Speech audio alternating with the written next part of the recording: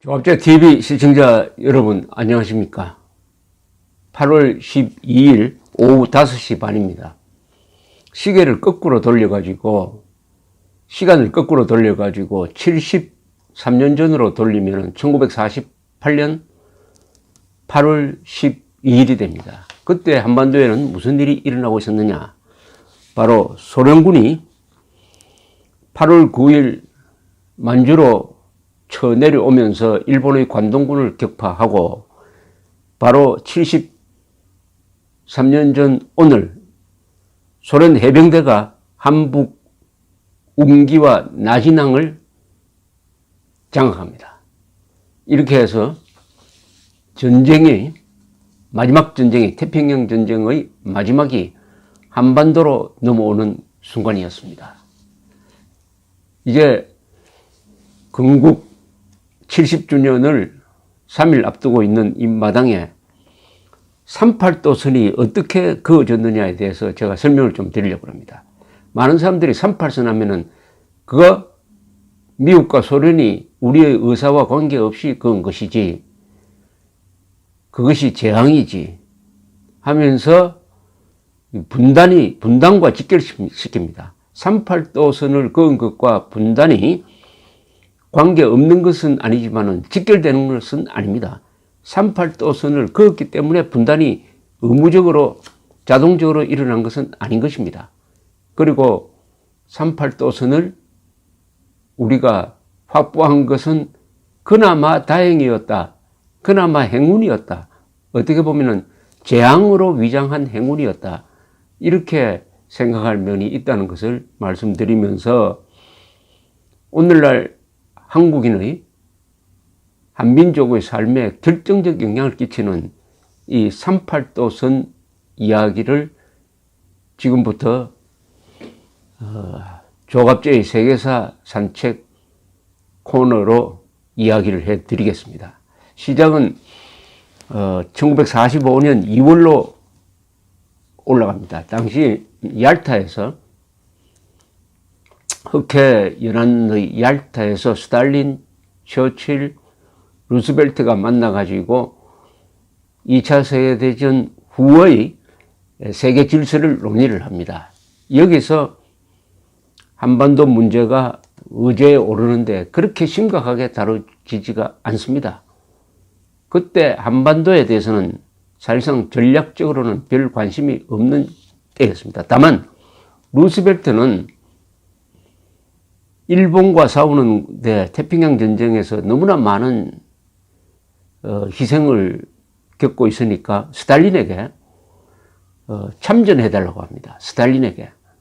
그때 이 소련과 일본은 불가침 조약을 맺고 있었습니다. 그러니까 일종의 우방국 비슷하게 되어 있었습니다.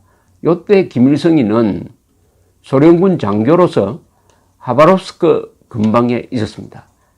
따라서 그 한 4, 5년 동안은 김일성은 일본과의 항일투쟁을 할 수가 없었습니다. 왜냐하면 소련과 일본이 불가침 조약을 맺고 있었기 때문이죠. 이 기간에 김일성이가 항일투쟁했다는 것은 다 거짓말입니다. 백두산 밀령에서 투쟁했다는 건 다 거짓말입니다. 사기입니다. 어쨌든 루스벨트는 스탈린에게 얄타 회담에서 참전을 해달라 이렇게 요청을 합니다. 그러니까 스탈린도 유럽에서 완전히 승리한 다음에 90일 이내에 3개월 이내에 참전하겠다. 만주로 진격하겠다. 이렇게 다짐을 합니다. 5월 초에 드디어 히틀러가 자살하고 독일, 이탈리아가 항복함으로써 유럽에서의 전쟁은 끝났습니다. 그 정확하게 3개월 뒤에 이 스탈린이 약속을 지켜서 참전을 하게 되는 거죠. 자, 그 경과를 보면은 우선 4월 5일이 되면은 1945년 4월 5일 소련은 아직 1년이 남은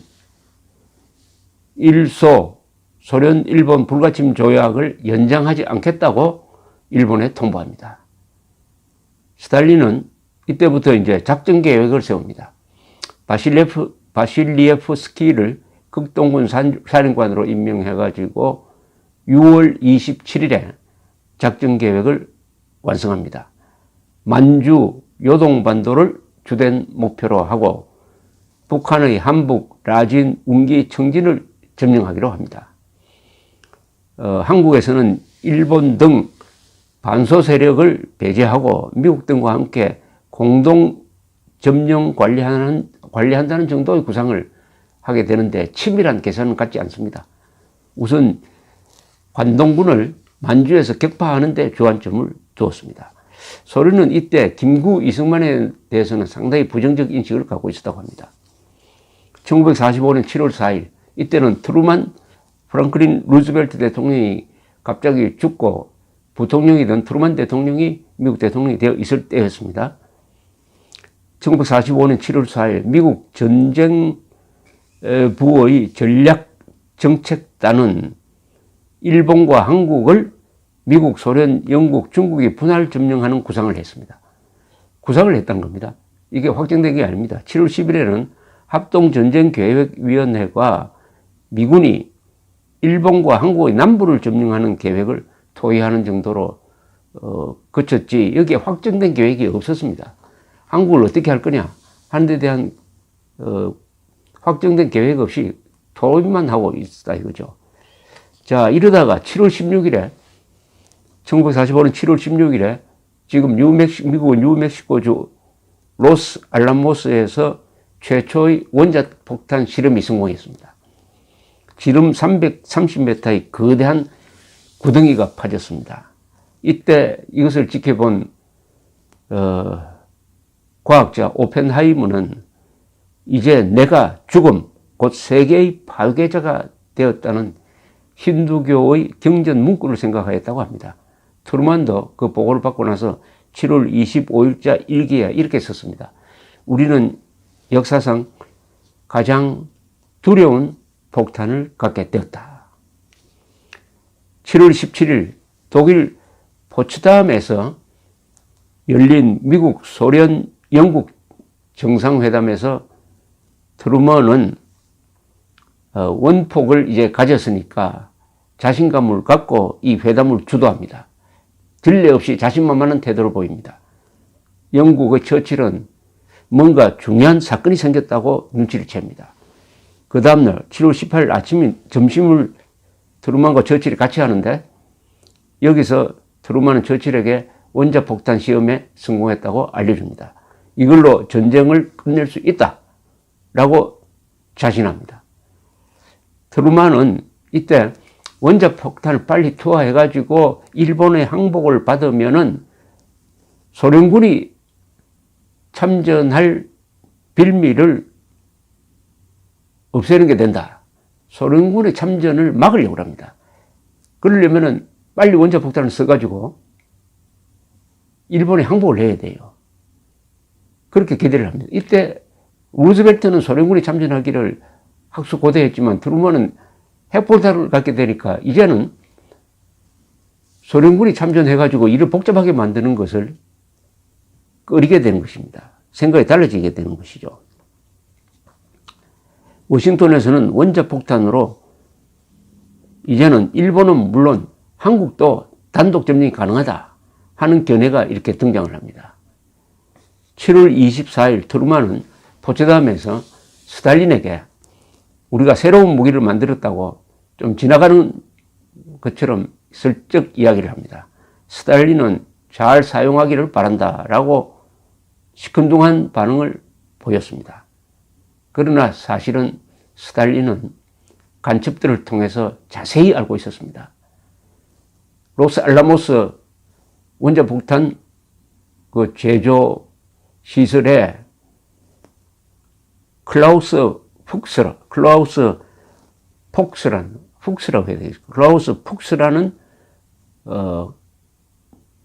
간첩이 들어가 있었습니다. 당시에는 영국 사람이었습니다.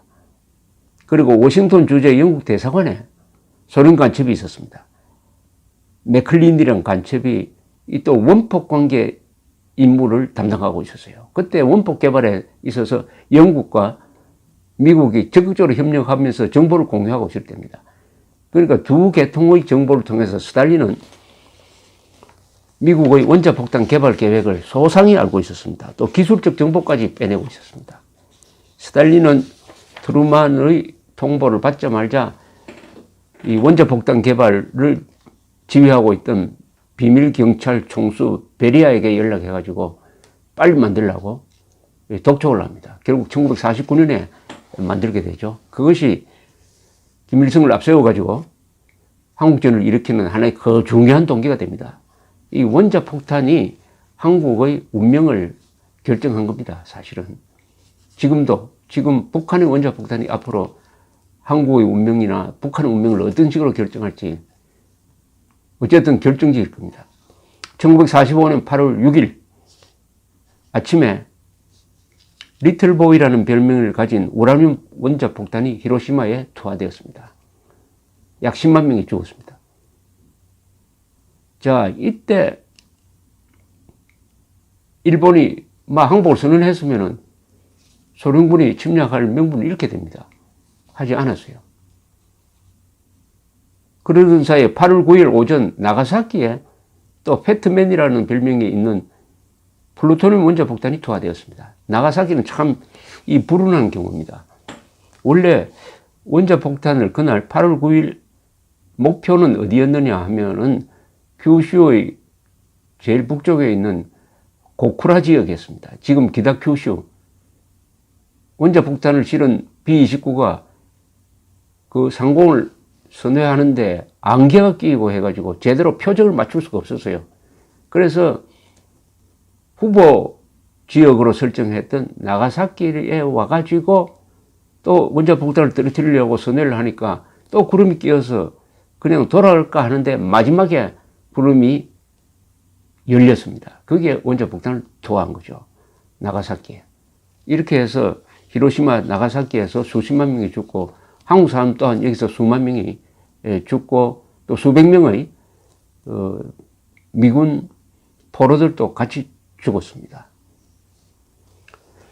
이 일본의 대응을 보면 이렇습니다. 7월 26일 7월 하순이군요. 7월 하순 포츠담 독일의 포츠담 회의에서 미국, 영국, 소련 의 공동 성명으로 일본의 무조건 항복을 요구를 합니다. 그런데 거기에 대한 반응이 8월 2일에 나옵니다. 일본은 무조건 항복을 요구한 포츠담 선언을 묵살하겠다고 발표를 합니다. 이때 사실은 일본은 정보기관 여러 스위스 등등을 통해서 연합국과 항복 조건을 타진을 하고 있었어요. 그 중요한 조건이 천황제를 유지하는 것이었습니다. 천황제를 유지하도록 해주면은 항복하겠다고 했는데 그게 확실한 대답을 주지 않습니다. 그러는 사이에 이 항복 이야기를 일본의 전쟁 지도부에서 꺼내니까 군대가 강력하게 반발을 했습니다. 결사항전을 주장했습니다. 그러니까 외교를 맡은 사람도 어떻게 할 수가 없어가지고 일단 묵살을 발표를 합니다. 거부라고 발표를 하면은 완전히 이거는 끝나는 건데 묵살, 그보다 약한 단계, 묵살이라고 발표했는데도 연합국은 이건 거부다. 거부를 의미한다라고 판단을 했습니다. 이때 만약 8월 2일 날 일본이 항복하겠다. 며칠 시간을 달라 했으면은 소련군은 전쟁에 개입하지 못했을 것입니다. 그렇다면은 일본은 원자폭탄도 맞지 않고 우리는 38선으로 분단되지도 않았을 것입니다. 바로 이 결정적인 시기에 며칠, 한 일주일 정도 늦추는 바람에 원자폭탄도 맞고 한반도는 분단이 되었습니다. 이 결정적인 순간일 때는 사소한 것이 엄청난 영향을 끼치게 되는 것입니다. 이 역사의 교훈입니다. 이 크게 돌아갈 때 작은 실수는 그것은 치명적 결과를 낳는다 하는 것을 볼 수가 있습니다. 이 38도선 이야기는 그 전부터 미국 사람들의 또는 일본 사람들의 러시아 사람들의 머릿속에 있었던 하나의 개념입니다. 한반도의 가장 가운데를 가르는 것이 38도선이니까. 예컨대 이렇습니다. 1903년 러시아는 러일전쟁 전입니다. 일본에 39도선을 경계로 조선을 분할하자는 제의를 해서나 일본은 거부를 합니다. 그보다 1896년에는 일본이 러시아에 38도선이나 39도선을 경계로 조선을 분할하자는 제의를 했으나 그때는 또 러시아가 반대한 적이 있습니다. 1593년 도요토미 히데요시는 명과, 그때 임진왜란 중인데 명과 조선을 또 분할하는 협상을 하는데 조선 지역의 경기, 충청, 전라, 경상도를 일본에 넘기고 조선은 그 북쪽만 통치하라. 그것도 38선하고 거의 비슷합니다. 이런 제안을 명나라에 한 적이 있지만 명나라가 이걸 거부를 합니다.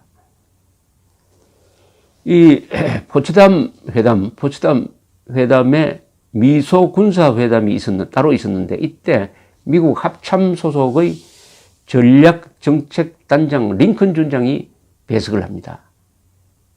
이 링컨 준장이 나중에 가면은 이 38도선 걷는데 중요한 역할을 하게 됩니다. 자, 드디어 8월 9일 소련군 158만 명이 만주로 쳐내려옵니다. 관동군은 무너집니다. 수십만의 일본 관동군이 있었지만은 그 핵심 전력은 남방전선으로 다 빼놓았기 때문에 아주 손쉽게 무너져 버립니다. 이날 8월 9일 함북 경흥군에 소련군이 들어옵니다.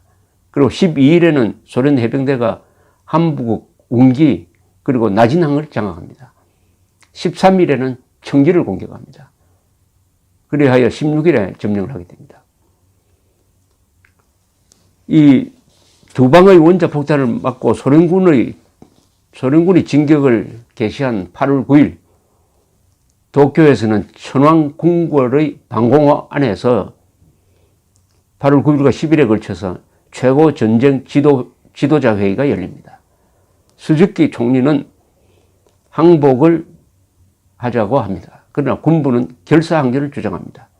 결국 소화천황, 지금 천황의 아버지죠. 소화천황은 견딜 수 없는 것도 견딜 수밖에 없다 하면서 항복을 결단합니다.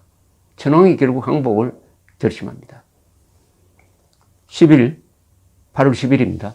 일본 정부는 스위스와 스웨덴의 일본 공사관을 통하여 연합국 측에 천황제 유지를 조건으로 항복하겠다는 통보를 합니다. 그날 정오에 도고 일본 외상은 일본 주재 말리크 소련 대사에게 항복 결정을 했다고 직접 통보합니다. 이렇게 해서 스탈린은 트루만보다 한날절 먼저 일본이 항복할 것이라는 것을 알게 됩니다. 그러나 전투는 계속됩니다. 항복이라는 것은 확실한 약속이 있어야 그게 휴전으로 구체화되는 것이죠. 8월 10일 오전에 트루만 대통령은 워싱턴 시간입니다. 8월 10일 오전 트루만 대통령은 일본이 항복하겠다는 통보를 받은 직후에 긴급 강요회의를 소집합니다. 일본의 항복 제안을 받아들일 것이냐 마느냐로 이제 토의를 하는데 번서 국무장관은 일본이 요구하는 천황제 유지는 받아들일 수 없다고 반발하지만은 스팀슨 전쟁장관, 이때 전쟁장관은 육군장관입니다. 이때는 미국의 국방부가 없었습니다. 각 상군이 따로 놀았어요. 공군은 해군에 소속되어 있었습니다. 스팀슨 전쟁장관, 포레스탈 해군 장관이 일본의 항복 제의를 수락하자라고 이야기를 합니다. 수락을 건의합니다.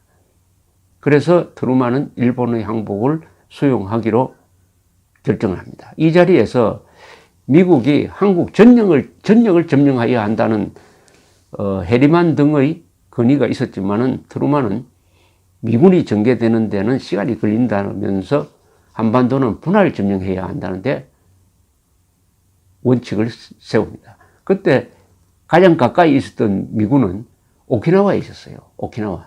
오키나와에 아주 한 10,000명 이상이 죽는 격전을 통해서 겨우 오키나와를 점령한 상태였습니다. 그런데 가장 가까이 있는 소련군은 이미 당시에는 함경북도 지역에 들어와 있었습니다. 한반도를 미군만이 점령한다는 것은 이미 불가능하게 되었어요. 오히려 한반도가 몽땅 소련군의 진격, 급속하게 남하하는 소련군에 다 먹히지 않는다면 그게 다행인 상황이 전개되고 말았습니다. 역시 군사적 상황이 절대적인 요건이죠. 8월 10일 저녁입니다. 전정부 차관보, 육군, 전쟁에서 육군입니다. 육군 승리를 의미하는데 그때는 전정부라고 그랬습니다. 전정부 차관보 존 맥클로이는 그 파견 근무를 하고 있던 두 육군 대령 딘 러스크와 찰스 본스틸을 부릅니다. 그래서 한반도에 미군과 소련군이 분할 점령할 수 있는 선을 한번 그어보라고 합니다. 그건 어떤 지침을 주는 게 아닙니다. 미군과 소련군이 한반도를 어떻게 분할해서 점령할 것이냐 선을 한번 그어보라고 그래요. 딘 러스크는 나중에 국무장관이 되는 분이죠. 그리고 찰스 본스틸은 나중에 유엔군 사령관, 주한미군 사령관이 되는 사람입니다. 한반도와 아주 평생 관계를 갖게 되는 두 대령이 지침을 받고 옆방으로 갑니다. 그 지침이란 것은 간단합니다. 가능한 넓은 지역을 확보하라. 그러나 미군의 능력도 고려를 해야 된다. 이렇게 된 겁니다. 두 대령은 옆방으로 들어가서 내셔널 지오그래픽 잡지가 있지 않습니까? 내셔널 지오그래픽의 한반도 지도를 보면서 맨 가운데 있는 38도선을 분할 점령선으로 결정합니다. 한국인의 운명을 결정하는데 30분밖에 걸리지 않았다고 합니다. 러스크의 회고에 의하면 38도선 이남에 서울과 부산항이 있다는 점이 크게 고려되었다는 겁니다. 2대 도시가. 또 38도선은 조선군 사령부와 만주주둔 일본의 관동군 사령부의 관리 경계선이기도 했습니다. 따라서 항복을 받기에도 아주 좋은 조건이었습니다. 이렇게 해서 차관보, 전정부 차관보 맥클로이는 8월 12일에 열린 국무부, 전정부, 육군입니다. 국무부, 전정부, 해군부 조정위원회에 38도선 분할안을 내어놓고 토의를 합니다. 해군은 39도선을 주장하는데 여기에 있던 링컨 준장, 합참 소속의 전략 정책 담당 단장인데 이 사람은 과거에 소련과 접촉을 해본 적이 있어서 이 관계에 잘 아는 사람이었어요. 링컨 준장은 39도선은 소련이 받지 않을 것이다 라고 반대를 합니다. 그래서 38도선을 선으로 하기로 결정을 내립니다. 이 전략조정위원회에서 8월 14일 날 스팀슨 전정부 장관과 포레스달 해군부 장관은 일치된 의견으로 38도 분할 점령안을 트루만 대통령에 건의해서 재가를 받습니다. 이제 미국의 방침이 정해졌습니다. 문제는 스탈린에게 통보를 하고 스탈린의 동의를 받는 절차였습니다. 8월 15일 트루만 대통령은 스탈린에게 한반도 분할 점령안을 통보합니다. 우리는 이렇게 생각한다. 38도선에서 북쪽은 소련군, 남쪽은 미군이 점령을 하자.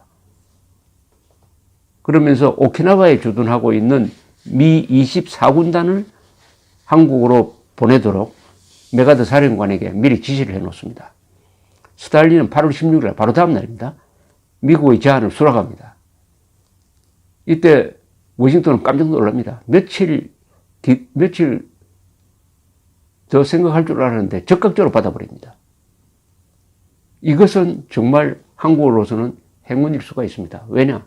스탈린이 그때 그렇게 복잡하게 할 것 없다. 이미 북한 쪽에 우리 소련군이 들어왔으니까 이제 부산까지 가겠다.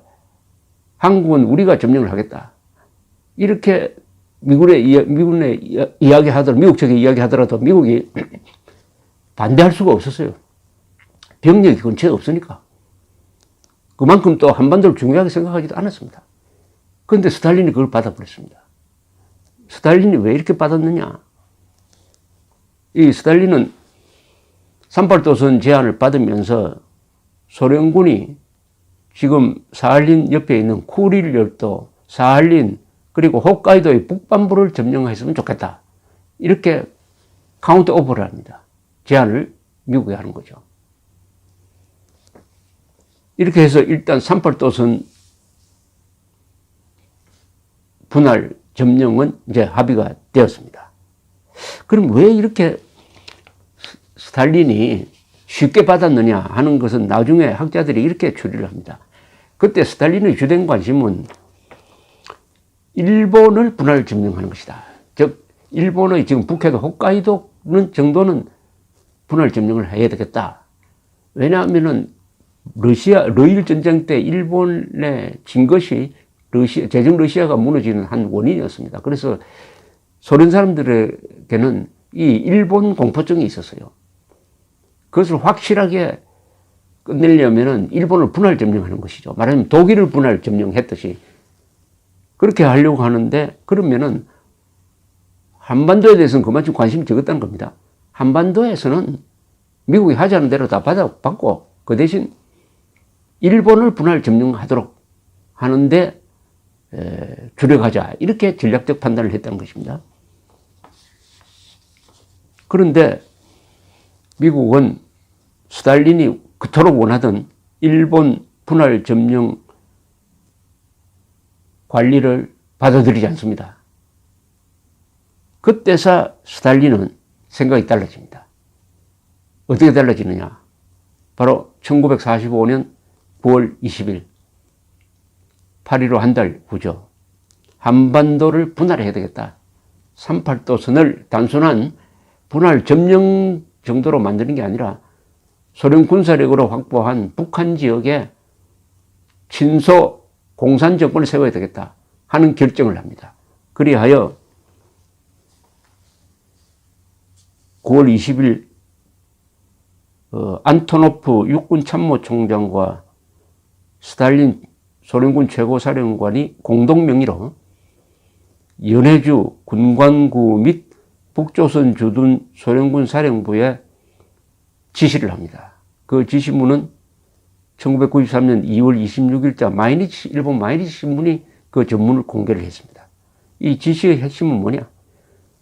소련군이 북한에 부르주아 민주주의적 정권을 수립하라는 지시였습니다. 이것은 무슨 뜻이냐면 공산 세력이 중심이 되어가지고 비공산 세력을 묶어가지고 민주정권이라는 허울을 내세워가지고 공산당이 주도하는 북한 정권을 수립하라. 친소 북한 정권을 수립하라는 명령을 내려버리는 겁니다. 여기서 바로 38도선이 금단의 선이 되고 분단이 확정돼 버립니다. 바로 이 지시입니다. 9월 22일, 8월 15일 한반도가 분단된 게 아닙니다. 9월 22일 스탈린의 이 지시에 의해서 한반도가 분단되었습니다. 왜냐? 북한 지역에 친소 정권을 만든다. 즉 김일성을 앞세워가지고 괴뢰 정권을 만든다 하는 결정을 함으로써 아무도 스탈린의 그 명령을 바꿀 수가 없었습니다. 이 한국공산주의 연구 전문가인 이정식 교수는 이렇게 썼습니다. 이 스탈린의 지령은 한반도 분단을 고착시키는 것이었다. 남북의 재통합이나 민족 재통일을 위한 모든 논쟁과 노력을 허구적인 것으로 만들었다. 이 지령이 있었으므로 그 뒤에 통일 노력을 아무리 해보았자 그것은 이미 북한의 공산 정권이 들어선다는 그 전제를 바꿀 수가 없었다. 이런 이야기죠. 그 뒤에 통일정부를 수립하기 위한 김규식의 노력은 스탈린과 김일성에 이용당할 수밖에 없었다는 이야기입니다. 스탈린의 명령은 첫째, 38도선을 군사분계선이 아니라 이제는 영구분단선으로 굳히는 방향으로 집행되기 시작했습니다. 소련군은 주한미군의 38도선 자유왕래를 논의하자는 제안을 거부합니다. 교통과 통신도 차단합니다. 따라서 38도선이 한반도를 분단시킨 책임은 전적으로 스탈린에게 져야 합니다. 이승만만이 이 상황을 정확하게 보았습니다. 이승만이 이런 스탈린의 지시가 있었다고 당시 알지는 못했지만은 이미 북한의 소련군이 주둔함으로써 이제 우리는 남아있는 38도선 남쪽에만이라도 자유민주주의 공화국을 만들어야 한다. 그리고 힘을 길러서 북한의 동포를 해방하는 통일을 해야 한다 하는 이른바 단독정부 수립을 주장하게 되는 것이죠. 그것은 북한에 이미 친소 정권이 섰으니까 우리도 정권을 만들어야 먹히지 않는다는 너무나 당연한 이야기고 현실적인 이야기고, 그게 바로 오늘날 대한민국을 만들었습니다. 그 대한민국이 성장해가지고 이제는 북한을 흡수 통일할 수 있는 모든 조건을 다 갖추었는데 북한이 딱 핵무기를 가지고 있습니다. 핵무기. 원자폭탄에 의해서 한국이 해방됐는데 이 김정은의 핵폭탄, 원자폭탄에 우리가 비겁하게 대응하다가는 김정은의 원자폭탄 때문에 한반도 한민족 전부 다 5천만 남한 거주 한민족까지 다 다시 노예로 돌아갈 수도 있는 이런 상황에서 문재인 대통령은 1945년 8월 15일만 기념하고, 즉 해방된 날을 기념하고 우리가 건국한 날을 기념하지 않겠다고 합니다.